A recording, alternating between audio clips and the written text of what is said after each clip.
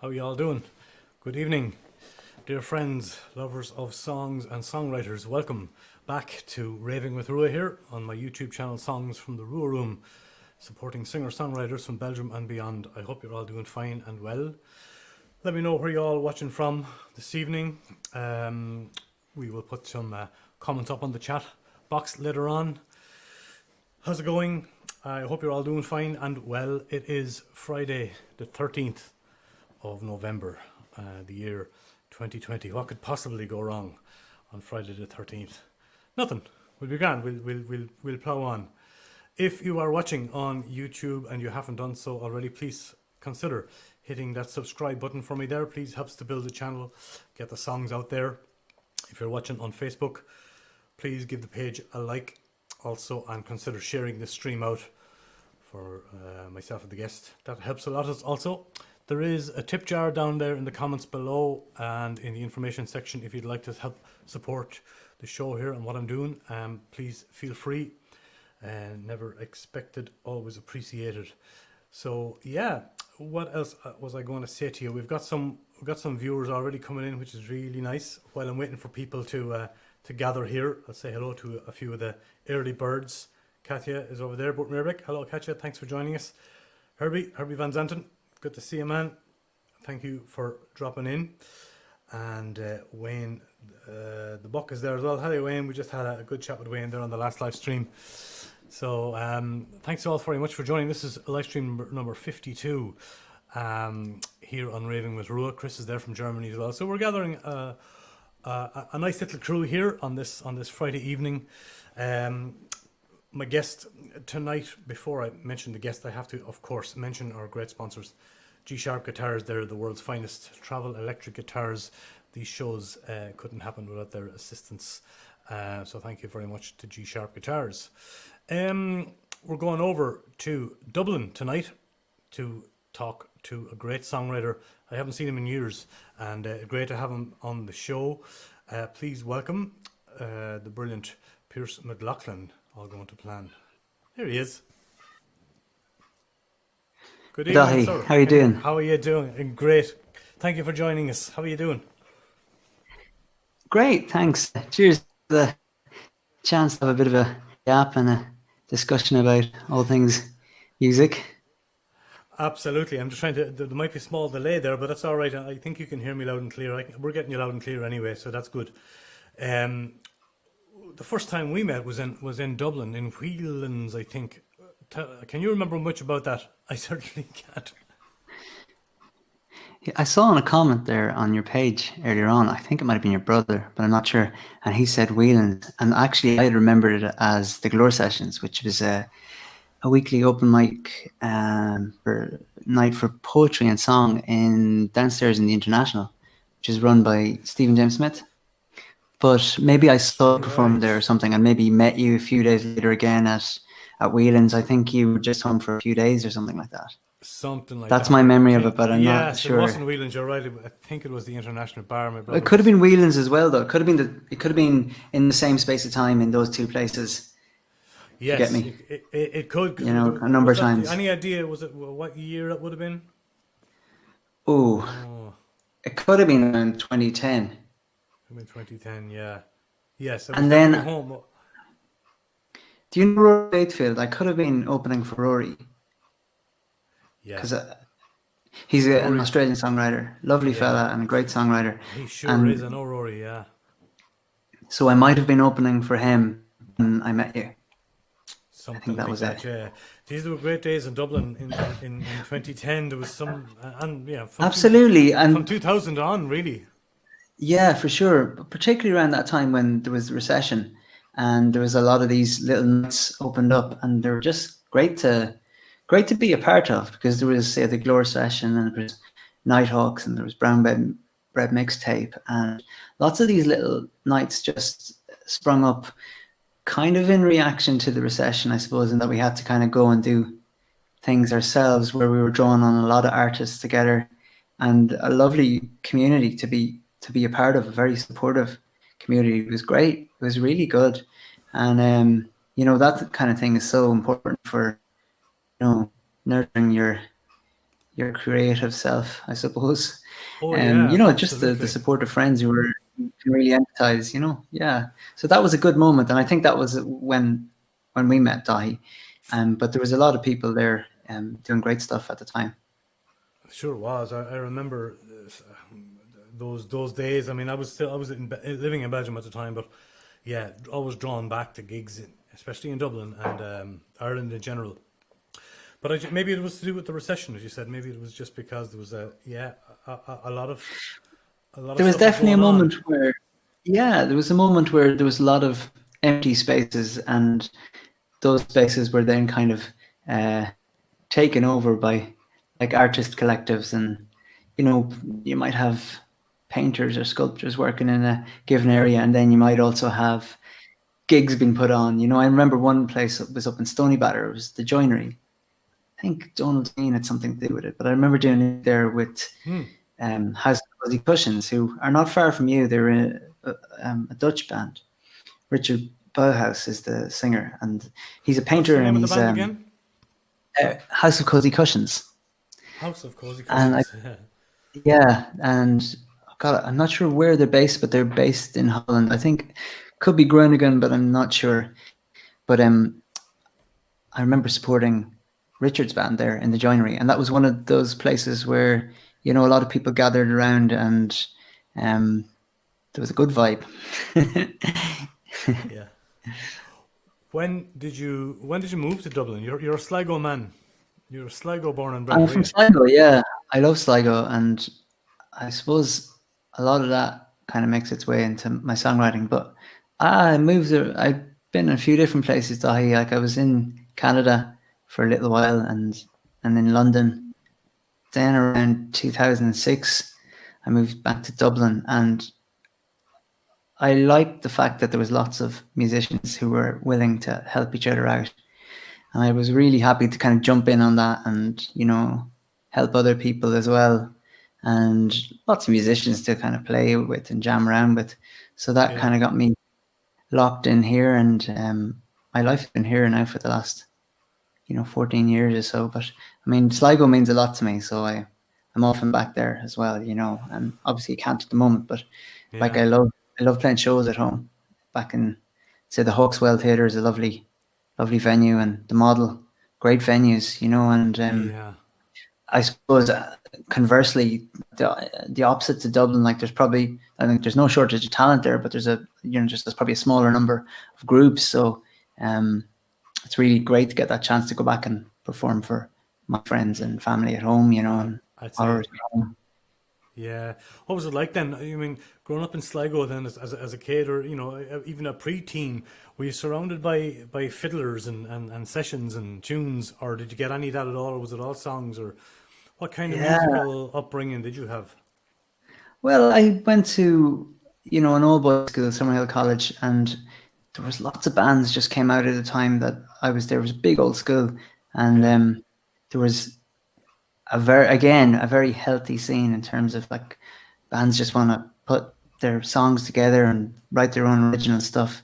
So that was really the kind of scene I was coming out of, and it was always since I can remember, it was always about writing your own songs and trying to write originals, original songs like were better somehow. Yeah, yeah. Well, this is I know the feeling that happened, but I mean, prior to that, was the music in your family? Did you have brothers and sisters who played and sang, parents, anything like that? Even before you Not started really to write music. songs. Not really music as such, Dai. It was more, but creativity definitely. Like my uncle's a very fine painter, and my brothers are very much involved in film. Hmm. So that's kind of where I come from. It's sort of an elemental approach. Very sort of emotional approach to music for me. And I'm very interested in the whole artistic process, and having an idea and bringing that idea from its beginning to its end and trying to stay true to that idea. That's really what interests me. So, we weren't like there's music in our family. We always had a great love of music, and I have lots of musical memories. But Yeah. my mom played piano as well, and my dad's a fine singer. But I suppose it was sort of the expressiveness and like of, I suppose, of art that was really Yeah. inspiring me growing up, if you know what I mean. I do know what you mean. And did you paint yourself then, apart from music? Did you, Yeah, you had the it's art bug too? Yeah. yes, sketch and lots of sketches and painting and a little bit of film as well. Like I'm quite interested in that because I think those two things, like music and video, marry together very well. You know, they're Mm. almost like twins. You know, Yeah. they're two can be two sides of one coin. And I sometimes think that in different art forms, you know, like if you're a musician, you might have another kind of a secondary art form that's there as well on the other side that is interesting to you that you may not have developed as Yeah. much. You know, actually, now that I think about it, Miles O'Reilly. You know, he's a very good example of that. In that, you know, he's a very good filmmaker, and we probably know him well for his filmmaking. Mm. But actually, he's a very accomplished musician as well, and he started out as a musician, and then he got more involved in film, and now more recently he's come back to this ambient music that he's making. So you know, I think a lot of musicians have this sort of twin, you know. Yes, yeah, a doppelganger as such. Yeah, Yeah, yeah, at least different sides to us. There are different sides to us, and it's very true, very evident among artistically minded people. I think so. Um, let's burst into a song. We'll come back with more chat. Tell me about the album Idiot Songs. I have a great bit of footage here from other voices in Dingle. yeah. I loved making this album, Dahi. This was so I put a record out in 2012. That was in Movement, and that was with my band Nocturnes. And then I'd been working with a friend of mine, Justin Grounds, who I had a lot of regard for, and we'd always been talking about, doing a collaboration. Mm. So after In Movement, we're both big fans of Dostoevsky's The Idiot, which sounds very pretentious and everything, but we both this book resonated with us both. It has this kind of innocent character in it who's kind of speaking his truth, as it were, to all the hypocrisy that he sees around him. And we just decided to write 8 or 9 songs that were inspired in some way by that whole album, or by the whole book, by Dostoevsky's book, The Russian Writer. So actually, it was novel enough at the time because it's 2013. We shared files to, like, he lives in Clonakilty, and we kind of came up with this collaboration over the internet, which was a little bit, hadn't been done as much as it is now. Now it's pretty commonplace to Yeah. upload your files and master and everything. So that was really cool because it's a great way to collaborate, where you feel you're working with someone, but you can work on your aspect of the thing without them being right there at your shoulder. So Yeah. you kind of find your own way in it, and you can be quite happy with your own input, that you don't feel because that happens sometimes in collaboration.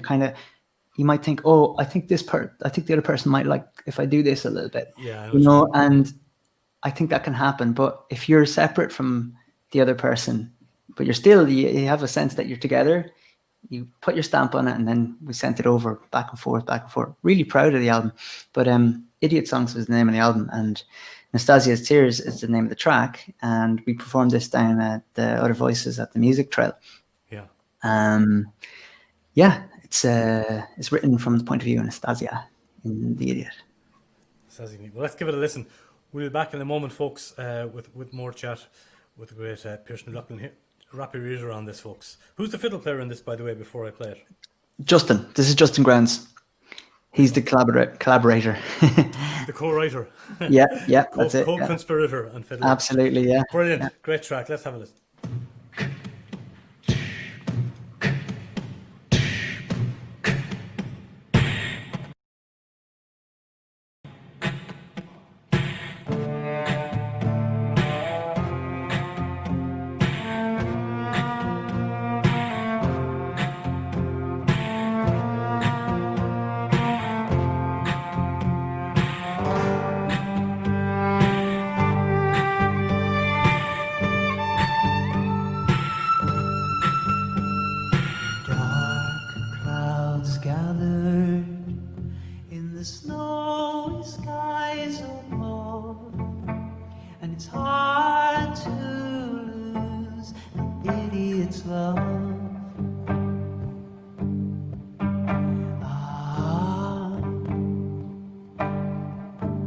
I summoned them together, scoundrels I abhorred.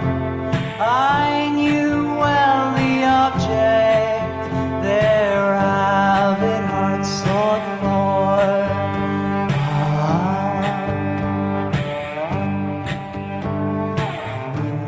Was laid out neatly, the fashion of the scorn, the wretched suitor, oh, tea would turn away.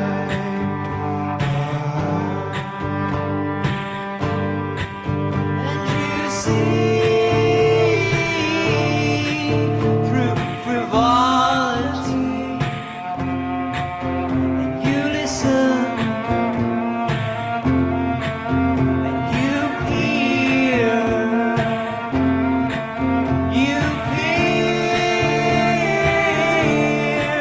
through hypocrisy, and you see through Natasha's tears.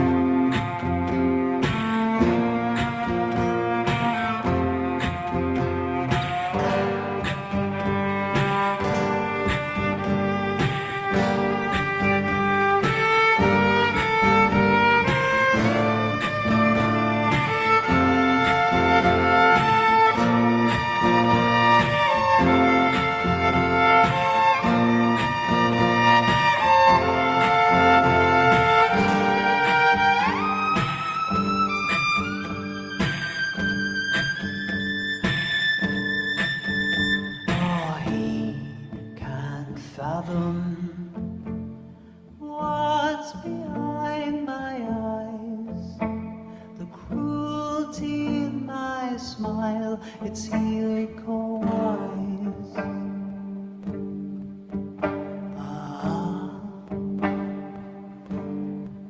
So I turn to the next suitor, the second and the third, but the one I cherish most, he hardly spoke a word.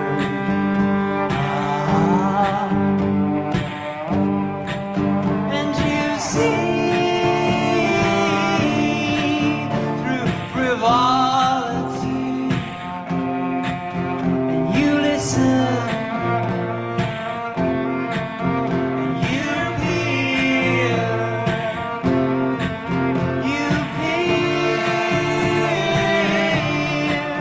through hypocrisy,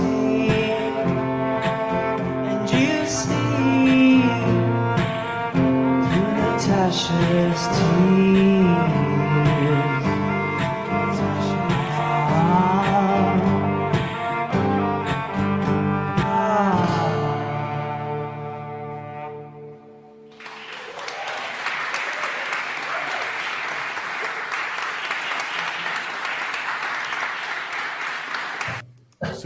Super Pearse. Yeah, is that show still going? That Other Voices, do you know? Is it still I rolling? think it's still going, but what that was it was the Music Trail, which is a kind of a series of smaller gigs around the main one, around the kind of main TV festival, I suppose. I don't know if that aspect of it is going still. I'm not sure. Not But sure, definitely yeah, Other Voices is doing something this year. For it's sure. a wonderful thing. It's great, yeah. So many good artists on that show, Other Voices. For sure. Yeah, they have it down to a fine art as well. Beautiful venue. Absolutely. Yeah. Yeah.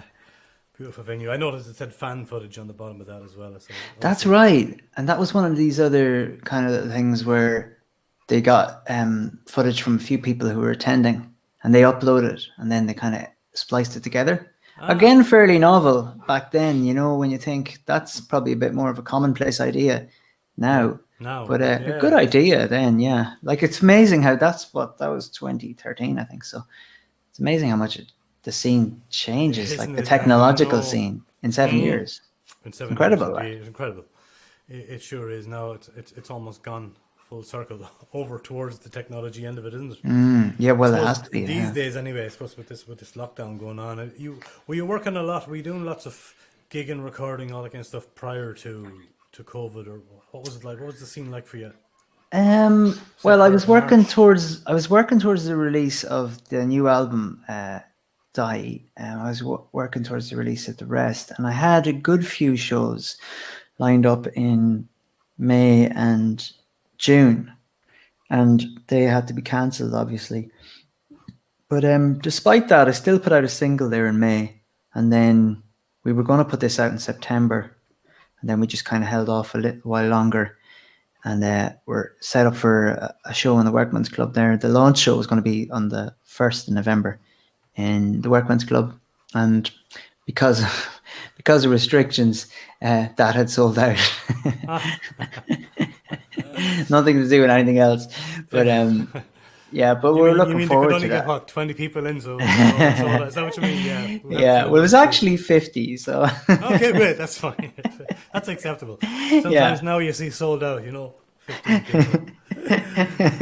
Where is the Workman's Club? Is that a Dublin gig? Yeah, sorry, that's Wellington Quay, so it's just by the Liffey, Yeah. kind of beside Dublin City Council, where the Vikings kind of area. Ah, yes. Yeah, it's a great venue. Workman's is a great venue. I love it. So I've done quite a good few gigs there. But we've got a track from there later on. Yeah. It looks like a great venue. No, it's a good spot. The new album is called The Rest. The Rest, yeah. And people can get all the info, of course, on PearseMcGloughlin.com if they are looking for it, right? Yeah, it's all up there, yeah. And I assume all your music is out there digitally. I mean, it's available digitally, is it? Or it is, yeah. Sorry, little break up there. Was a delay? No, I'm sorry. Yeah, it's all digital. It's on it's Spotify, and it's on my Bandcamp, and all the details are on PearseMcGloughlin.com as well. And we're doing a vinyl of it. The label Blue Stack Records is my label, and we're going to put out a really lovely vinyl version of it. The cover was drawn by my brother. It's a very fine kind of a sketch, kind of a portrait of myself. It's really lovely, really lovely. So intricate. And then on the inner sleeve, there's actually my uncle's painting. Do you know what? I'll actually have it here. It's a small little one. I'll get it for you if you don't mind. Please do. This is called Dolce, which I think means scorched or burned. Let me see. Yeah, and it's that there. Oh, he's a fine. Yeah, you're not really getting getting a big lamp there in the background. You're getting the lamp. No, it's lovely anyway. So that's going to be basically the inlay of the vinyl, But Owen, who painted this, he's my godfather as well, and I really love his painting, but I particularly love this one, and it's very handy. I'm blessed really because I have my brothers Kevin Porrick who can help me with videos and graphic design, and then but also my uncle has lent his skills and talents to some of the covers of the albums as well, or the singles and that. So very lucky in that regard. We picked a song with a video later as well, which will also feature your uncle's paintings, which are amazing. So we'll go into that later on. I think, is that right? I'm right in saying that it's your uncle's in the. Yeah, you're right. Yeah, no, absolutely. Yeah. That's one we did a little while ago. In Olivier Cornet Gallery, which is where Owen exhibits his work. So because of Owen exhibiting his work there, I often end up doing things like musical things for Olivia, their gigs or streams. Sometimes I actually did the live stream for the album there in Olivia's, and it's a lovely space, and it was a great place to broadcast from. Sure was. Before we go to that song, I'd love to play the one. There's a great song I found here from the Fringe Festival in Galway, and you're playing an auto harp with loads of effects on it and stuff like that. Yeah. I thought it was awesome. Was that something that you put on yourself? The effects. I mean, was that something you do live, or was that done by the engineer at the time? Or Yeah, no, it's just a reverb I think I had on it, and maybe a little bit of reverb on the amp as well, and the song talked about this. It's a woman and her children by the sea, and I kind of wanted to have that feeling that, you know, the waves are crashing in, and that's a bit what the auto harp to me sounds a bit like that. You know, it's kind of has that, and it's in 6 at the time, so it's kind of swaying, you know. It's gorgeous. You rarely see an auto harp or hear an auto harp these days, especially on stage. So let's give it a spin. We'll talk a little bit more about it when we come back, if that's okay with you. Yeah. And gives you time to get more tea should you need it. It was from the I'm almost out myself. Help! Yeah. Quick, get him some tea. Yeah, someone get me some tea.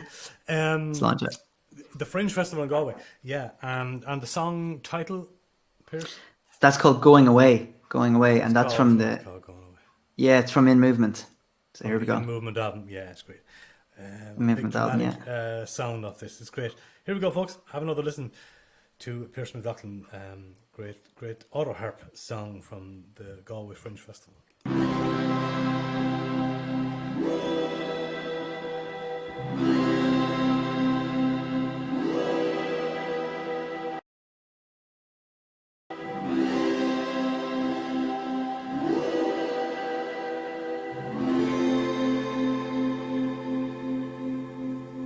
A steel came over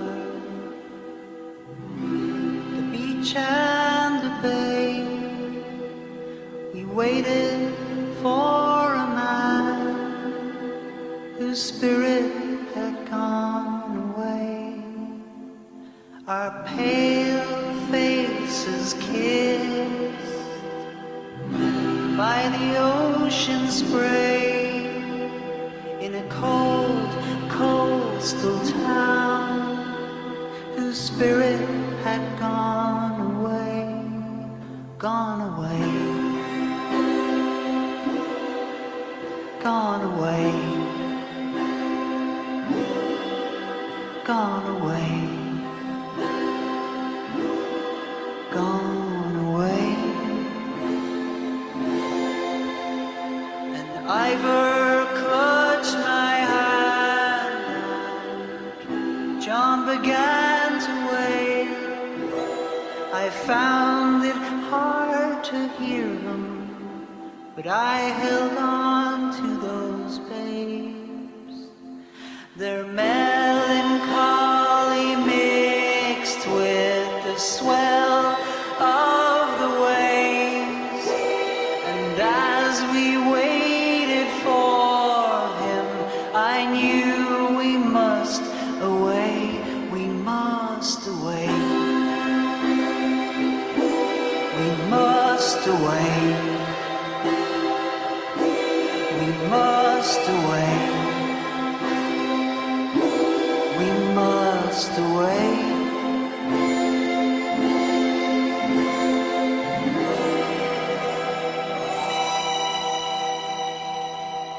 Thank you.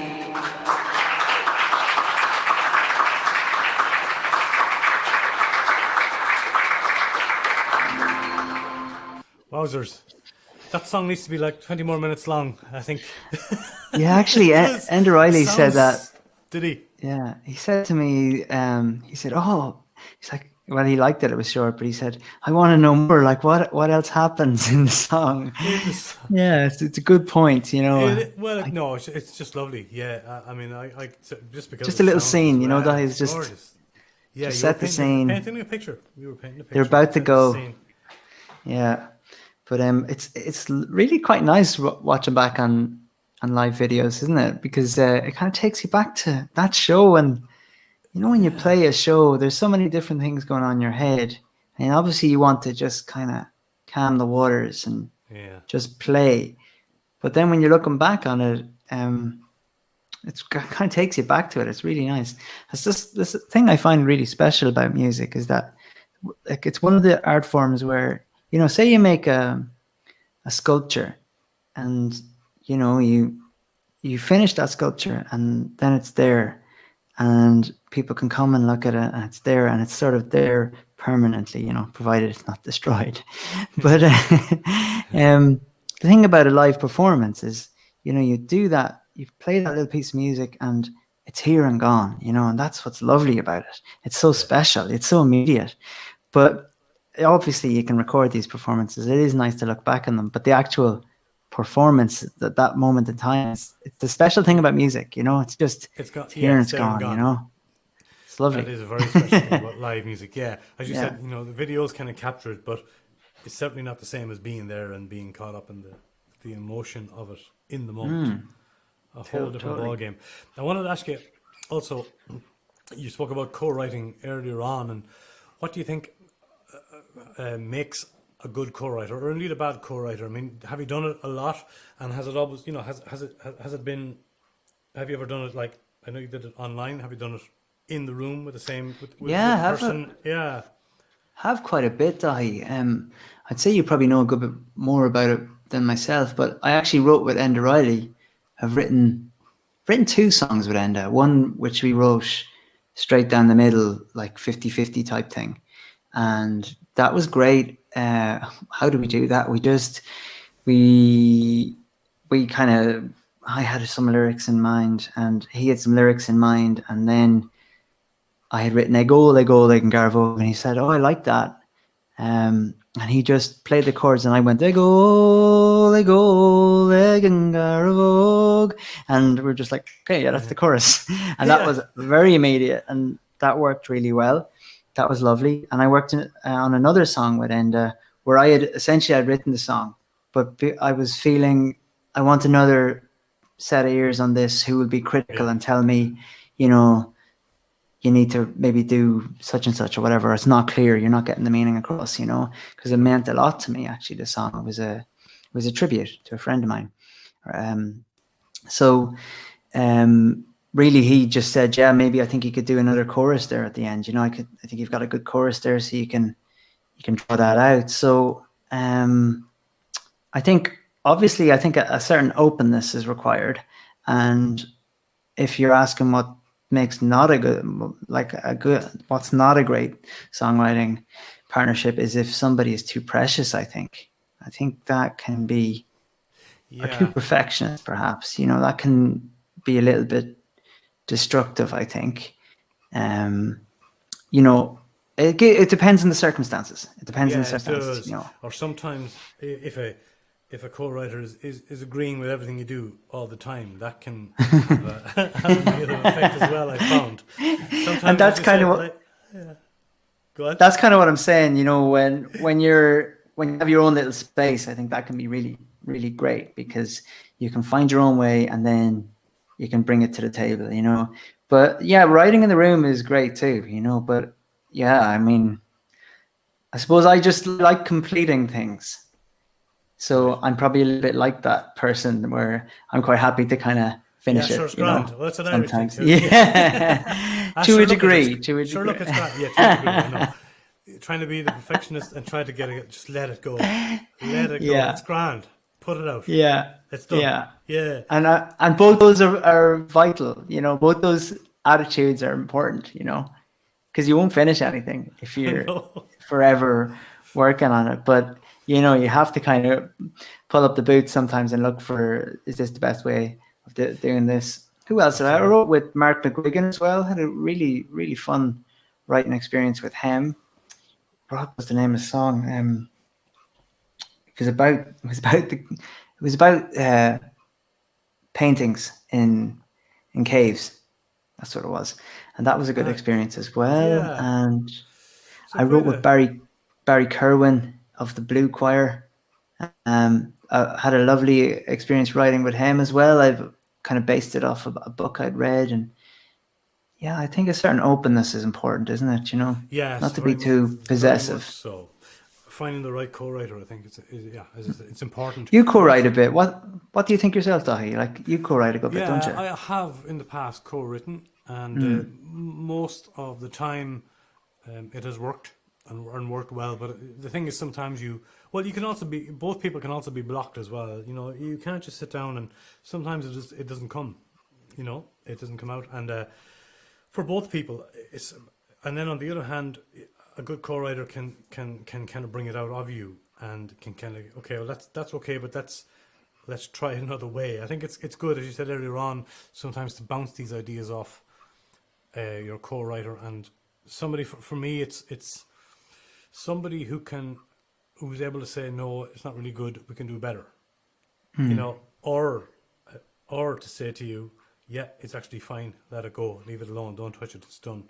When I'm nitpicking away at something, figuring, oh yeah, but it's a bit this or it's a bit that, and to have somebody go, look, let's just put it to the side and we'll come back to it at a later time, can be very helpful. I often Definitely, say I agree. You have to let it simmer and settle. I often say to younger songwriters who ask that same question, you know, about a lot of the younger songwriters now, they want it written yesterday. They want the song done and up on Facebook and Instagram before they let it simmer, let it grow. You've probably seen that too, you know, where, you know, maybe we're more old school or whatever, but there's this urgency that happens with younger songwriters where they're kind of going, okay, got to get the song written, got to get it out. I need my kudos on social media. You know, it's almost a race. That's true. You know, instead of going, that's true. Write it, leave it down, work on something else, come back a day or a week later, then look at it again. Would that be your songwriting process? Is it very much like that? Are you a note taker, or do you like to sit in the room and go, now I'm going to see if I can create something almost finished, or do you like to just kind of chip away note by note? Are you a lyric man first, for example? They kind of come together. No, I wouldn't be a lyric man first. It's very hard to say, Dai. I mean, I suppose what I always say is that I have something going around in my head. So I've been circling around, maybe something someone has said or something I've heard or read. And then when I sit down to play the guitar or the piano or tinker around with something on the computer, then that will come out. And maybe that's usually the first thing to come out into the song. Okay, but then I can leave a song for a while and I can come back to it, and then things like deadlines are actually helpful. You know, if you have to finish something for a particular project or something, then you can come back and that give you a bit of focus. That could be really helpful. You know, I'm a big man for structure as well, particularly in songwriting. You know, I think having a good structure for a song is very helpful in terms of the writing, you know.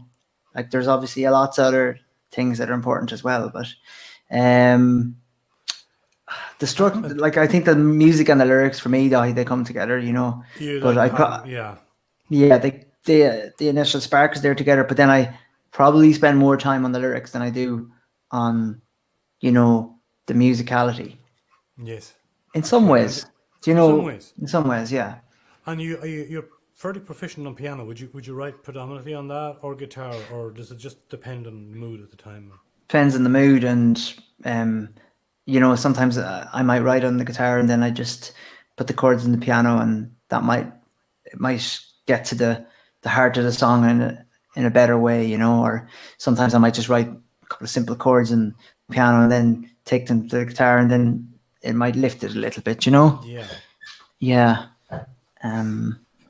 It's interesting to hear the different processes of different people. You know, some people need to have a laptop all the time and put in some drum machine beat or something, you know, to get them going. Some people just need a pencil and a pad. Some people have to have their instrument with them when they, at least, you know. So I suppose it's just different for everybody. I love writing. I love when I just get a melody, you know, and you know, it's when you're doing something else and melody comes to you. Like, I love that. You might be just in the car, on the bus or something, or on the bike, you know, and just get a little, you know, melody, and I love that, you know. And then I might record it very quickly and just have captured it, you know, just the raw vocal, and then you kind of go find the chords that would accompany that. I love that. That's a fun process, you know. It's a fun way to write. There's lots. I mean, it's only a game. There's lots of ways to do it, you know. Yeah, I'm always curious to know.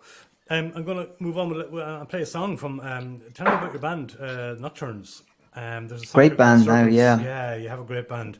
Tell us about how the band came about and who the boys are, please. Yeah, on this one now, on Serpents, it's Billy Donohue's on keys. Met him through a friend of mine, Cal Ryan, at the Electric Picnic a good few years ago. And Billy's a great keys player, and he played with a lot of great people. He's from New Jersey actually, and he had just moved over to Ireland. Played with John Cale actually for a while of the Velvet Underground, and we were looking for a keys player, and we just got on very well. And he's a really beautiful soul, really open, chilled out guy, and he really connected with the songs, I think. And then we also have Enda Roach as well. He's fantastic, kind of multi-instrumentalist. You know, he's a great guitarist and a drummer and vocalist as well. Like, and just great in the studio, like so vital with ideas. You know, he's lots of great ideas. So that's the kind of core there. But then more laterally, we also have Christoph Capewell plays on the violin as well. I don't know if you know Christoph. You might know Christoph. Plays with Harry Bird and the Rubber Wellies. No, You I know don't that think I band? met Christoph. They're great. Yeah, they're great. They're What's the really name of the good. band? Harry Bird and the Rubber Wellies. They're a great Harry band. Bird and the Rubber Yeah. Wellies. Yeah. Great name. Christoph is great. And then more recently, we've had Yvonne Ryan on the bass as well for the kind of bit more rockier tunes. And that's kind of the current lineup at the moment for Nocturnes. Well, this is a great track as well. The album it's from is what it's called. What is this from the new album? This is a Soft Animal, actually. This is came out in 2016. So Serpents, yeah, it's probably the lead track of it. The Soft Animal, the title came from a Mary Oliver poem called Wild Geese. You only have to love the soft animal of your body. You only have to you do not have to be good. You don't have to walk for 100 miles on your hands and knees repenting. You only have to let the soft animal of your body love what it loves. So that's what the title was, The Soft Animal. So it was lots of, yeah. It's wonderful. It's a great track and live from the Workman's Club in Dublin. So we'll give it a spin. We'll be back in a few minutes, folks, to chat to Pearse. Have a listen to this great track with his band, this time the Nocturnes. Gorgeous track.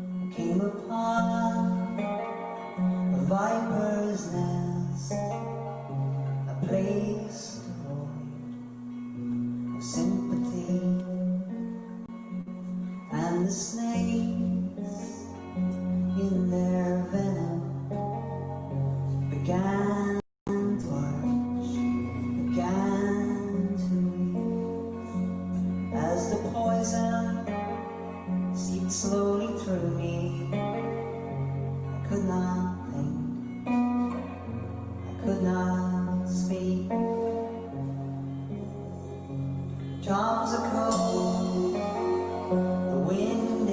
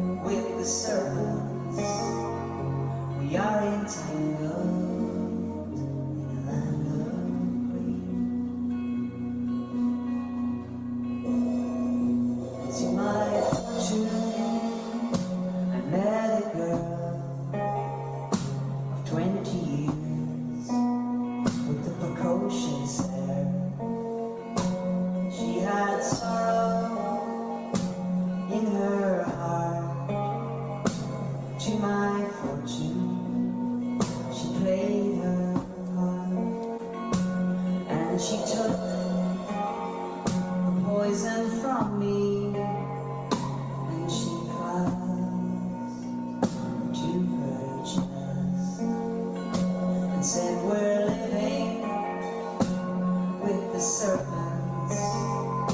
We are entangled in a viper's nest. Drums are cold, the wind it blows, the wind it cracks against my cheeks. If we're living with the serpents, we are entangled in a land of greed. And in this land, you can't speak without someone saying one thing. You can't speak, you can't sing without someone butting in. Nonetheless, Babylon, we try to sing a broken song. Are the singers really wretches? Are the serpents just too strong? Storms are cold, the wind it blows, the wind it cracks against my cheeks. If we're living with the serpents, we are entangled in the land of greed. We entangled in the land of greed. Are we entangled in the land of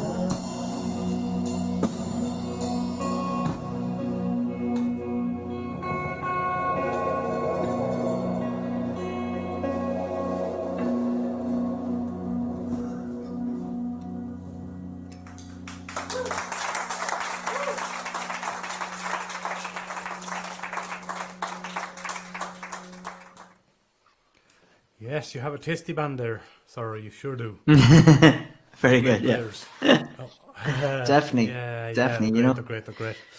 Makes such a difference, doesn't it? You know, So it good. really can bring the songs to a better level, you know. And it's all that's what music is about. It's about sharing your vision with people and people helping you to realize it. And, you know, that's what it's all about, you know. Yeah, you've been lucky though, in that sense, I think, over the years. Yeah, for Yeah. sure, for sure, for sure. And I've been really lucky. People from Justin to Nocturnes, you know, it's yeah, and you find those people as well, you know, and hopefully you attract too, you know. And I always say anybody I work with, it's always there's an element of trust there, you know. When I ask if people would work with me or, you know, I invite people along, I always trust them, you know, and I think Yeah. that's important, you know. It is because they're your babies, you know, your creations, you know. For sure. And then at the same time, it's also, you know, allowing people to have their stamp and their creative input as well, because there's like people like direction, that's definite, you know, and people like a little bit of vision, but also people like their own some people I work with like their own space in the songs as well, you know, for sure. Yes, absolutely.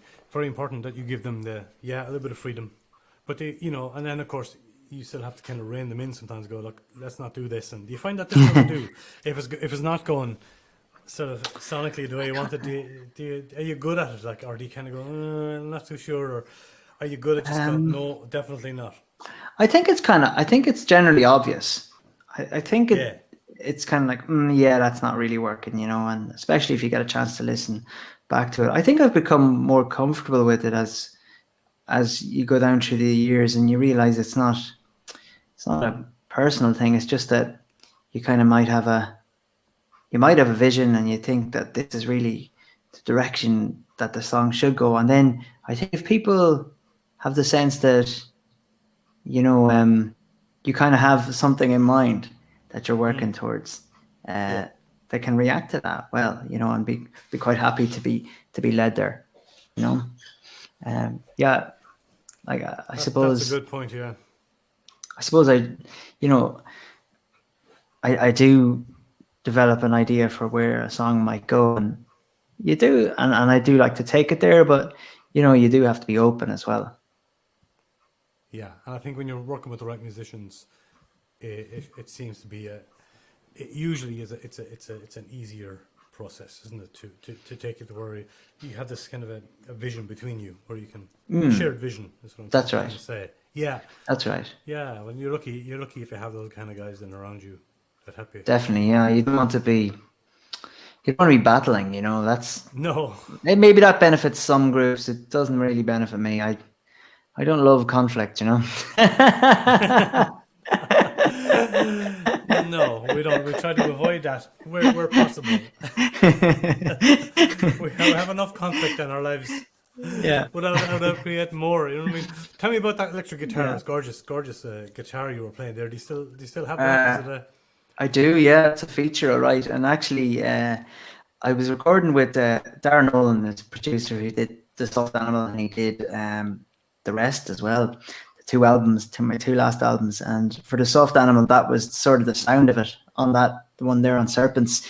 That guitar, he had one in the studio, and I'd used it to record. And then I just said, I have to get this guitar. So I had a couple other guitars. I had a few guitars, and I sold the other two, and one of my guitars got nicked actually, and I got some money back from insurance actually. So I was able to couple that with the selling of two other guitars, and then I was able to get that one. So that's my electric guitar now, and I love it. Like, what is the I love make it. and model of it? It's an airline Eastwood. Yeah. Yes. Yeah. I like Eastwood airline guitars. Oh, it's very great. much. I love it. I'm mad on it. Yeah, there's such a unique sound. It's not quite Telecaster, and it's it's somewhere in between, is it? Yeah, it's got a little twang there, but it's not Telecaster. No, it's kind of a deeper sound than that as well, but it has a little twang on it too. So you're absolutely right. There is a sort of it's a bit of a hybrid, isn't it? Yeah, I love it. A hollow-bodied something Yeah, as well. it has that feel to it. Yeah, yeah, gorgeous sound off it. And I noticed you played a Gibson J45 as well. yeah, yeah. That's my acoustic. Is that your main acoustic? Yeah. That's my only acoustic actually. But yeah, I love it. I love that one as well. It's about 10 years old, and I tell you what, Dahi, it took me a little while to get used to it because it's quite a sensitive guitar. Yeah, and I had one, before that I had a Tanglewood. That was the one that got stolen actually, and right. That was kind of very easy to play. It was a jumbo guitar as well. Had a nice sound. It was nice for sort of muted kind of playing, if you just kind of tapping away at something and kind of palming it, but it was nice for that because it had a little low end sound. But I love the Gibson kind of gets better as it goes on, I think. I really find I really warm to it now, and I really love it. Like, yeah, it's hard to say why that is, but it took me a little while to get used to it, and I was like, I'm not sure the right guitar here, but I love it now. Yeah, I do. It's great for recording as well. It comes out great in recording. Yeah, they call them the workhorse acoustics. Yeah, they do. Yeah, I had one for many years, and Gibson J45. Yeah, round shouldered. How would you find it? Lovely guitar as well. Yeah, as you said, bought it because it is exactly what it says. It's the workhorse guitar. They're great acoustically. They're great plugged in. They're great recording. I'm a Martin D35 man now, but that's yours. Yeah. Yeah, the Gibson, you can't go wrong with a J45. They have this. I said they're responsive, very responsive guitar. Yeah. And if you're a strummer more than a picker, maybe you find them a bit too responsive. If that makes sense. I know they work nicely with the little picked ones. All right. Yeah. Yeah. I found that you kind of have to hold back a bit on the strumming because they really project. I actually found that, and especially with you have to be a bit careful with the low end as well when you plug it in. For live, you can get a swell there because the mic's very sensitive, and on the one I have anyway, you have to be a bit careful with that. But I do love it. Like, I love the feel of it now. Happy with that one. Yeah, I might trade it in for a Gretsch at some point. Oh, maybe yeah, a Gretsch acoustic, maybe. yeah. Yeah. I don't know. We'll see. Think about it. Let me know. You have Maybe I talk you you have out to of it. mix things up sometimes. You do. I want to play one more song before we say goodnight, Chief. And this is Saga. And we were talking about your uncle's artwork earlier on. Yeah. It looks like you're performing in a gallery housing his work. Just tell us a bit about the song and That's exact. the video, please. Yeah. That's exactly right. So I suppose, I started writing some lyrics. I have them here in my journal earlier on in lockdown, when we just went into lockdown, and I felt like we were in this big saga, and there was lots of kind of strange moments and strange happenings, and I kind of wanted to document them, but I took the opening line of the T.S. Eliot poem, "The Wasteland, let us go then, you and I, when the evening stretched out against the sky." Beautiful opening. Gorgeous. That's T.S. Eliot. And then I took the opening of, I think it's the Iliad, but I was reading a book about Achilles and Briseis called The Silence of the Girls. But the opening line of, I think it's the Iliad, but it's "Sing your song of rage, Achilles." I thought both these lines kind of were fitting for a saga of the pandemic proportions, Yeah. So anyway, that was some of the lines in the song. But my uncle Owen, he was putting this gallery on, exhibition on the gallery, which was called COVID Eyes, which was, I suppose, because we were responding to the masks, and now we could only see people's eyes and how important that was. So he curated a lot of paintings that he already had, that focused on the eyes. So that was in the gallery, in Olivia's gallery, and because nobody could actually go to physically view the exhibition, or very, very few people could physically view the exhibition. Yeah. I thought, when talking to Olivia, who runs the gallery, that maybe I could perform a song there, and we could record it, and we have a little document of the exhibition, and I could have a kind of a response to the subject matter of the exhibition. Yeah. So that's where it came out of. That's the idea. So I wrote it very quickly, and it's fresh off the press, really, as it appears here in the video, because I had to wrap it up, and I actually came up with some stuff I really liked, but that's what I was saying about deadlines earlier on. Yeah. You needed to have it ready, but as again, these, as sometimes you'll write a song and finish a song and tweak it as it goes on. It has to grow on you. You have to feel it.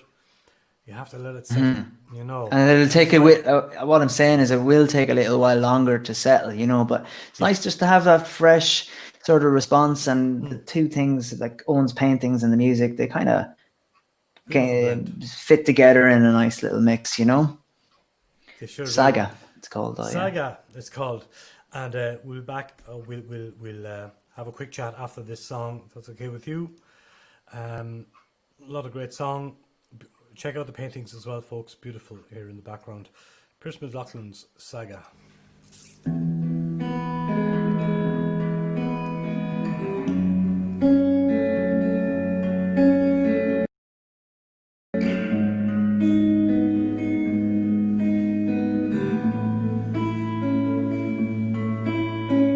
Come, let us go then, you and I, the evening stretched out against the sky.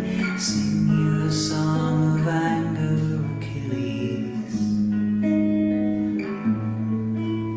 It's possible that 4 months on from this you could emerge a creature of myth.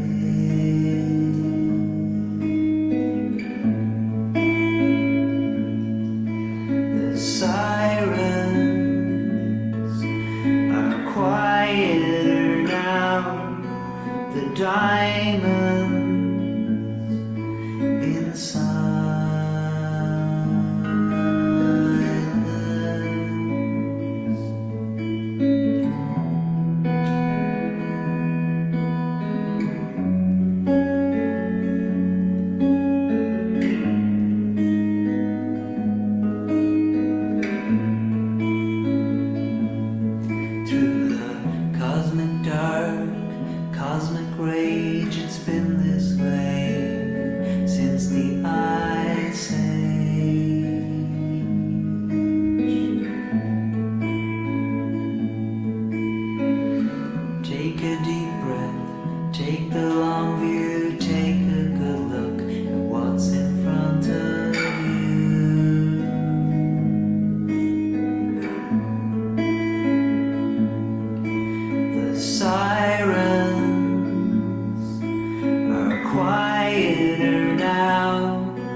the diamonds in silence.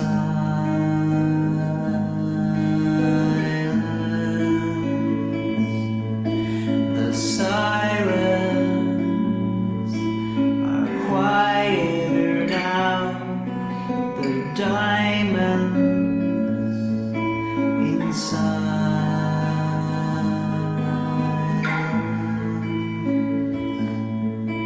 behind the sirens, the vampires are hiding. I scarcely need reminding that I too am hiding behind the sirens. The vampires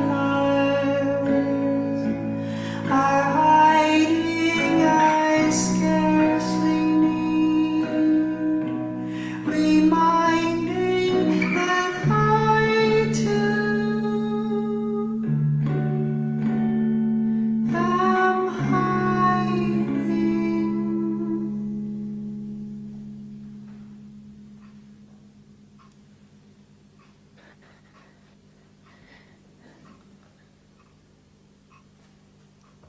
Great stuff. Saga. That's wow, what beautiful art he makes. Yeah. Uncle of yours. Yeah. Unbelievable. Yeah, beautiful. The eyes are so, yeah, well, the windows to the soul, as they say, but It's true. very impressed with his artwork, really. Give him a thumbs up. I from will, the back yeah. there. I'll Yeah. pass on your regards, And yeah. now I want an airline guitar as well now. Damn it. Damn it.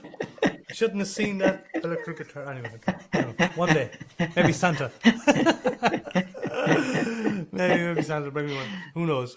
Okay, it was an absolute pleasure talking to you, Pearse, tonight. And thank you so much. Thanks so much, Di. for spending this hour with us here. And thanks also, Di, thanks also to yourself for, shining a light on songwriters. And it's great to be able to get a chance to chat about your work, and especially in such a spacious way where it's not rushed, and you get a chance to, delve into the work, because, people take time to put it together, and it's appreciated your effort in, just shining a light on different writers. Thanks very much for saying that. It's a pleasure for me as well to, again, we didn't see each other for years. We met once and didn't see each other for years. It's lovely to also reconnect. Also very, very nice to reconnect with the likes of yourself and with people I haven't met, to get to know them as well, and we all need a leg up in whatever small way we can find. True. And I love that, and thanks very much to everybody who tuned in live as well from both of us. Thanks so much. Yeah, we'll also watch this back in the reruns as well, of course, and that'll be available to share out. So please do. The very best of luck with the new album and the new vinyl as well coming out soon. The Rest is the name of the new album, and I hope when the dust settles, we'll get to have a chat in person in Bonnie, Dublin. Sometime absolutely. Next year when the dust settles, because we're hopefully we're long overdue a meet, and it would be great to catch up with you in real life, if possible. So look after yourself, Pearse. Thanks again. Time flies here on these things as usual. We'll have a little chat backstage when I say goodbye to the folks. Okay, excellent. Okay. Thank you. Thank you, Di. All the very best, and talk to you very soon, sir. Ciao. Thank Bye. you. There you go, folks. The brilliant Pearse McGloughlin. PearseMcGloughlin.com will give you all of Pearse's information, and you can check him out there and buy his music. Very important that you support these artists' music. Thank you all very, very much. Thanks to G Sharp Guitars for making the stream possible. Thank you for tuning in to our little live stream. I'm back again, I think Wednesday, the 18th of November. It's Irish month here on the channel. That was Pearse McGloughlin. We've got Mickey McConnell coming up on the 18th here at 8 o'clock on Raving with Rua. So hopefully you'll join us for that as well. Take care of yourselves, everybody. Signing off. Look after yourselves, and thanks for being with us. Bye for now.